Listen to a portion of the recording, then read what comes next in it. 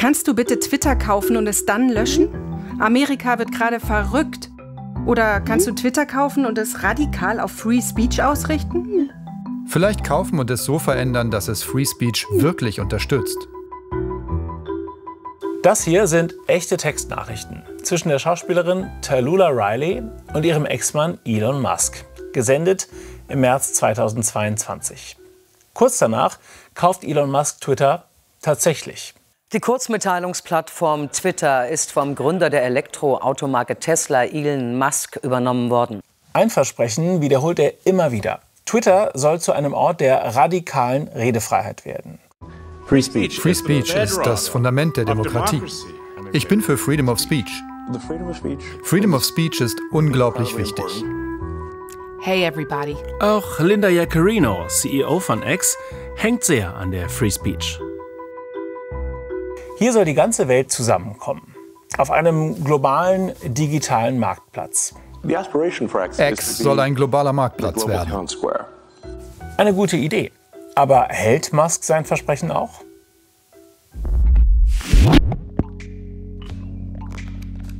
Freiheit. Einfach mal in die Tasten hauen und die Gedanken mit ein paar tausend Menschen teilen. Hier wird direkt vor meiner Nase über Geopolitik entschieden. Und ich bin live dabei. Für dieses Gefühl sind wir auf Twitter. Aber mit der Freiheit auf X ist es so eine Sache. Einige finden, sie habe abgenommen. Andere behaupten das Gegenteil. Was sagen die Power-User? Hat Musk nach 2 Jahren mehr Meinungsfreiheit geschaffen? Natürlich überhaupt nicht, sondern es geht darum, die Meinung, die er vertritt, zu propagieren. Und ich glaube, es ist für viele total schade, dass diese Plattform sich so entwickelt hat. Ich kann mich nicht beklagen. Ich finde es nach wie vor amüsant. Klar, ist ein rüdes, ist auch ein raues Medium, war es immer. Naja, wenn man Meinungsfreiheit so definiert, dass wirklich jeder alles sagen kann, von der gröbsten sexistischen Beleidigung hin bis zur Holocaust-Leugnung, dann hat Elon Musk Twitter natürlich in eine Plattform der Meinungsfreiheit verwandelt. Es ist ein Ort der Beleidigungs- und der Hassfreiheit geworden. Also es ist im Grunde das Gegenteil von dem erreicht worden, was angekündigt wurde, aber wahrscheinlich genau das, was der radikal-libertäre Elon Musk will. Man hat das ganz oft in Diskursen gesehen, die von großer Moral geprägt waren, also wo es darum ging, dass man kein Menschenfeind sein wolle und Flüchtlinge nicht im Dreck sterben lassen wolle und sich impfen lassen müsse, weil sonst eben die Oma stirbt. Also da gab es eine moralische Aufladung von Argumenten, die in den politischen Raum Einzug gehalten hat, und dass das jetzt gebrochen ist, mit Hilfe von, wie gesagt, zahlreicher verschiedener Maßnahmen, ist, glaube ich, ein Beitrag von Elon Musk zur Meinungsfreiheit. Musk und seine Anhänger und Fans sehen sich tatsächlich als große Ritter für die Meinungsfreiheit und sind damit angetreten, dass man jetzt auf Twitter eben alles sagen darf. Das ist, glaube ich, dann am Ende so ein bisschen eine politische Frage, ob man das gut findet oder schlecht. Meinungsfreiheit. Für manche heißt das einfach alles raushauen, ohne Rücksicht auf Minderheiten oder Moral. Andere sagen, ohne ein paar grundlegende Regeln und Umgangsformen geht's nicht.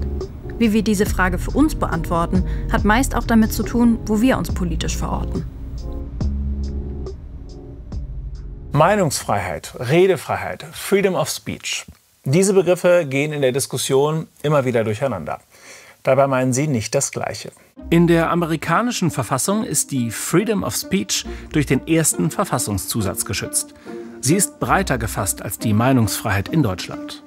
Das zeigt ein Fall aus den frühen 60ern, der bis heute entscheidend ist.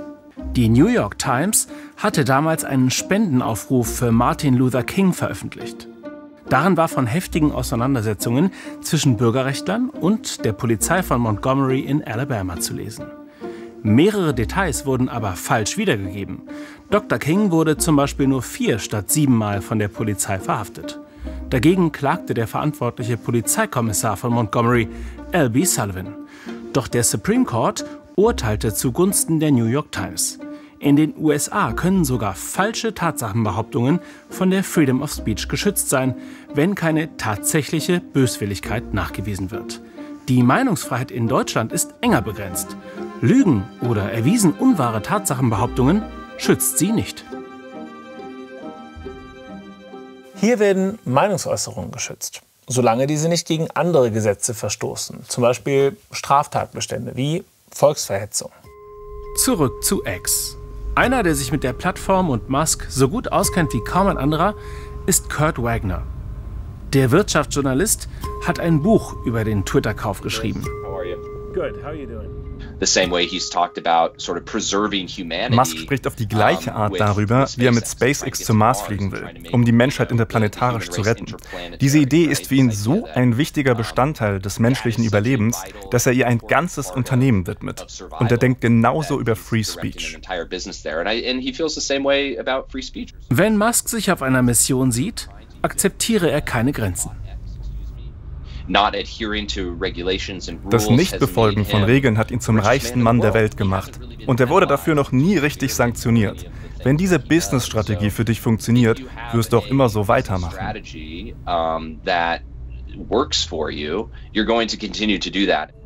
Philipp Klöckner investiert in Tech-Unternehmen, schreibt Analysen für große Fonds. Als Musk Twitter vor 2 Jahren kaufte, hatte er Hoffnung in dessen Business-Strategie. Ich habe zunächst gedacht, dass damit viele Sachen, die bei Twitter nicht passiert sind, vielleicht endlich angeschoben werden, dass am Produkt wieder Innovation betrieben wird, dass die Tweets vielleicht länger werden und dass das Entwicklungstempo sich beschleunigen könnte, weil Twitter so ein bisschen dafür bekannt war, dass lange nichts passiert ist. Bisher gibt es keine technische Lösung für die Aufgabe, die Musk zu seiner gemacht hat. Entscheiden, wer sprechen darf und wer nicht, wo die Grenzen des Sagbaren verlaufen.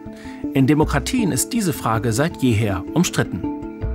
Ob libertär oder liberal, rechts oder links, auf eines können sich fast alle einigen. Meinungsfreiheit und Redefreiheit meinen immer die Abwesenheit von Zensur. Auch Elon Musk betont das immer wieder. Ich bin gegen Zensur, ich bin für Freedom of Speech. Doch Anspruch und Realität klaffen bei X auseinander. Das kann man etwa daran messen, wie die Plattform mit staatlichen Löschanfragen umgeht. Also immer, wenn eine Regierung oder ein Gericht das Löschen von Inhalten einfordert. Oder Einsicht in Nutzerdaten. Dafür kann es gute Gründe geben oder auch nicht. Vor Musks Übernahme hat Twitter nach eigenen Angaben etwa die Hälfte aller staatlichen Anfragen bewilligt. Danach wurden es nicht weniger, sondern mehr. 80% wurden sogar vollständig befolgt, keine einzige abgelehnt. Also mehr Zensur? In Brasilien war X zuletzt mehr als 1 Monat gesperrt. Hier weigerte sich Musk, einer richterlichen Anordnung nachzukommen und einige rechte Accounts zu löschen, die den Sturm des Regierungsviertels in Brasilia unterstützten. Man wundert sich, in Indien hatte Musk zuletzt offenbar kein Problem damit, den Anfragen der hindu-nationalistischen Regierung von Narendra Modi nachzukommen. In Brasilien kann man sehen, wie Musk sich weigert, weil er glaubt, es handle sich hier um Zensur. Als Konsequenz verliert er den Zugang zu vielen Usern in dieser Region. Seitdem er die Plattform besitzt, hat er unterschiedlich auf solche Anordnungen reagiert. Weil es so widersprüchlich ist, weiß man nicht, wie er beim nächsten Mal reagieren wird, wenn sowas in einem anderen Land passieren sollte. Die Zahlen zu diesen staatlichen Anfragen hat Twitter bis letztes Jahr übrigens selbst gemeldet. Inzwischen aber nicht mehr. Wie viele Anfragen X heute befolgt, wissen wir daher nicht. So viel zu den Eingriffen durch Staaten. Und was ist mit Eingriffen durch die Plattform selbst? Also Moderation? Moderation ist ein Propagandawort für Zensur. Eine steile These. So hat Musk schon kurz nach Amtsantritt fast die ganze Abteilung für Moderation entlassen. Die soll jetzt eine KI übernehmen oder eben die Nutzerinnen und Nutzer selbst. Dabei hat der Bedarf an Moderation auf X keineswegs abgenommen. Musk hat eine ganze Reihe von Großaccounts zurück auf die Plattform geholt, die zuvor wegen Hate Speech oder Desinformation gesperrt waren. Etwa der als Menschenhändler angeklagte Andrew Tate, der österreichische Rechtsextremist Martin Sellner und natürlich Donald Trump. Kürzlich holte Musk ihn mit einem Interview zurück und das mitten im Wahlkampf. Jetzt ist Trump wieder aktiv auf X. Man kann Musk zugutehalten, dass diese Accounts wieder da sind. In einem liberalen Verständnis sollte der Digital Town Square auch Extremisten nicht prinzipiell ausschließen. Insofern hat er sein Versprechen für mehr Free Speech eingehalten. Dieser sind jetzt eigentlich kaum mehr Grenzen gesetzt. Wenn etwas illegal ist, werden wir es entfernen. Wenn es nicht illegal ist, würden wir den Ausschlag geben. Wir wären Zensoren. In seinen Worten klingt das ganz einfach. Schaut man sich die neuen Regeln von X an, ist es das aber keineswegs. Oh, was geht denn jetzt ab? Wenn man Wörter wie cis oder cisgender in einem Tweet schreibt, wird ein Warnhinweis angezeigt.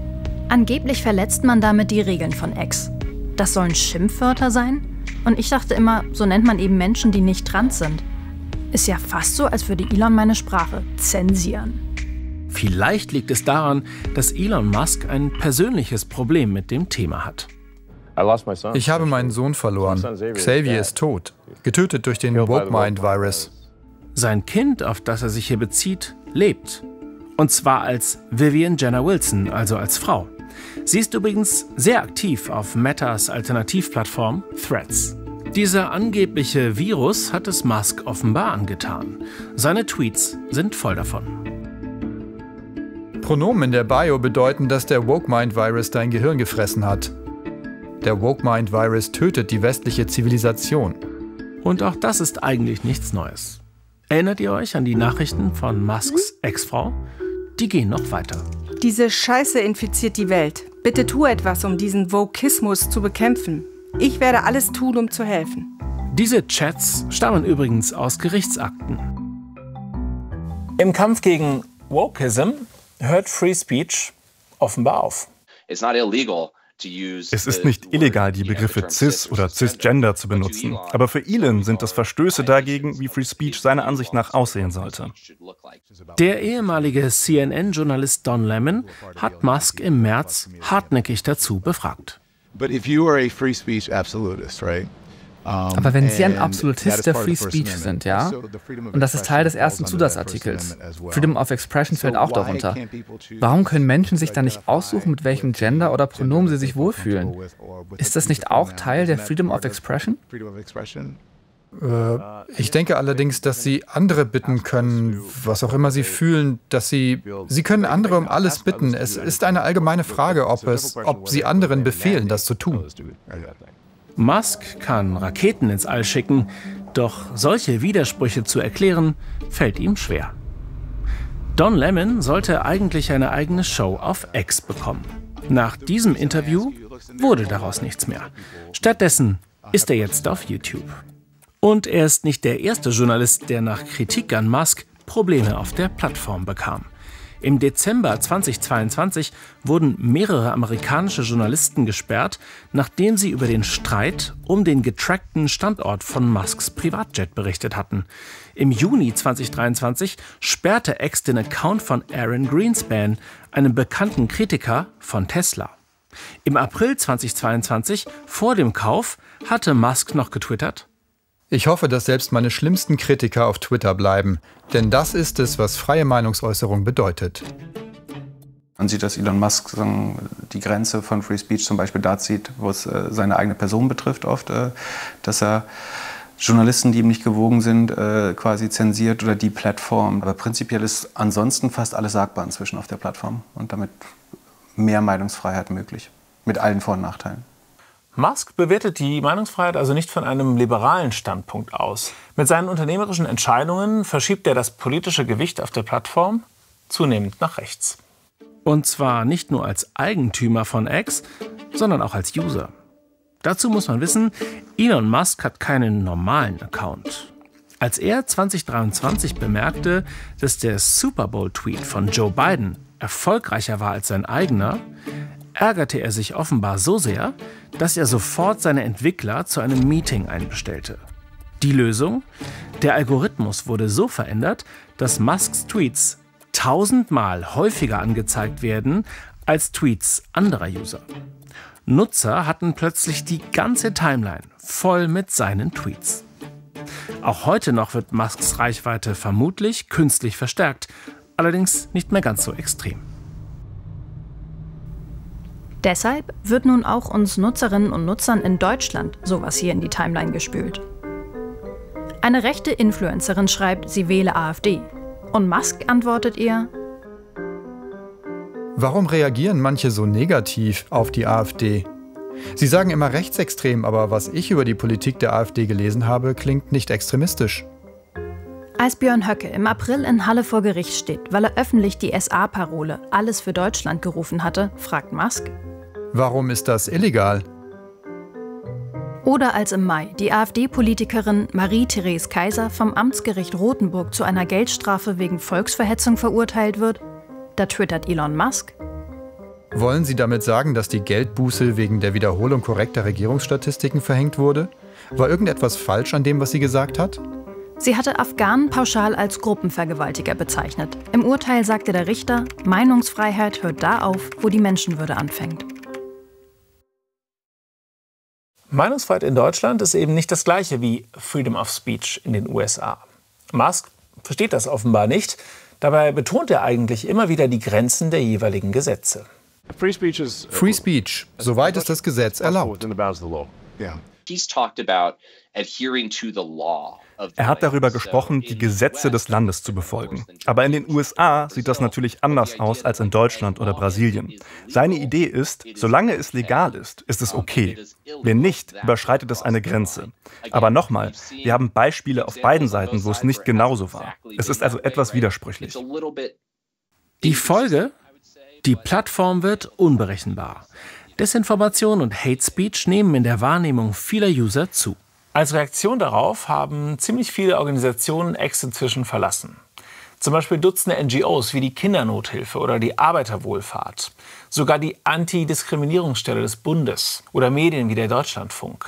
Auch wie bei ZAP haben schon viele darüber diskutiert, ob wir auf X bleiben sollen oder nicht. Also ich bin eher mehr auf Twitter als auf weniger, wobei man muss ja jetzt X sagen. Das ist eigentlich die einzige wirklich verrückte Entscheidung, finde ich, von Elon Musk. Mein eigenes Nutzungsverhalten hat sich infolgedessen schon verändert. Und zwar dergestalt, dass ich jetzt eigentlich kaum noch in Diskussionen mit Leuten reingehe.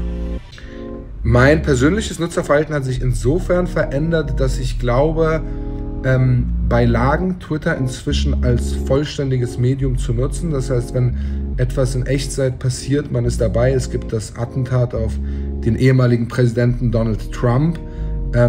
Ist Twitter einfach das Medium, das man nutzen sollte, um vollumfänglich informiert zu werden? Ich poste nur noch dann, wenn ich eine gezielte Aktion mache oder wenn ich eine bestimmte Reichweite generieren will, um mich davon zu überzeugen, wie schlimm die Reaktionen sein werden, was sie dann auch sind. Ich persönlich mache die App nicht mal mehr auf.